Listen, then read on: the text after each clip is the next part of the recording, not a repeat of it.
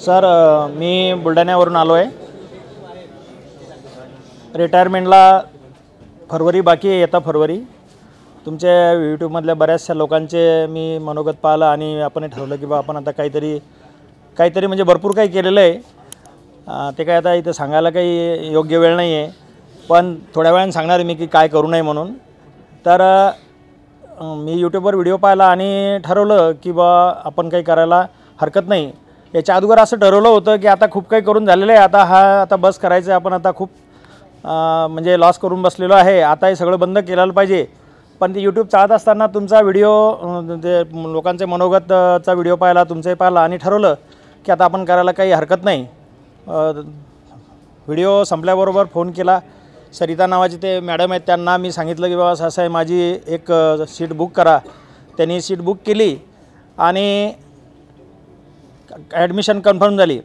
मी इथल्या लोकांना एक सांगू इच्छितो की ज्यांनी समजा आता हे तर कोर्स केला ज्यांनी, पण ज्यांना कोणाला करायचं आहे तर त्यांनी इकडे तिकडे कुठेही न भटकता जर इथं आपण योग्य क्लास आपल्या बाकीच्या लोकांना जर सांगितलं तर आणखीनच फायदा होईल।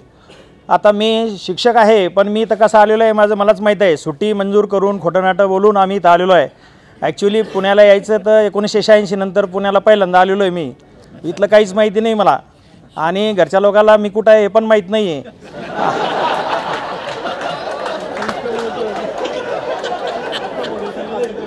मी अगदी खोटं बोलत नाही, मनापासून बोलतो आहे। मग जायचं तर मग खोटं बोलायचं तर शिक्षक आहे, मी पोरांना सांगतो की खोटं बोलू नये। पण एक शिक्षक असा जुना पुराणा मित्र, त्याला सांगितलं की बाबा रे, तुझ्या घरी आहे ना वास्तुशांतीचा कार्यक्रम आहे आणि अमक्या दिवशी तू आम्हाला बोलवतोय, तर तुला जर चुकून फोन आला तर तू असं सांग। आता आज मी त्यांच्याकडे वास्तुशांतीला जाणार आहे। आता 4 दिवस मी तिकडेच भरकटत आहे।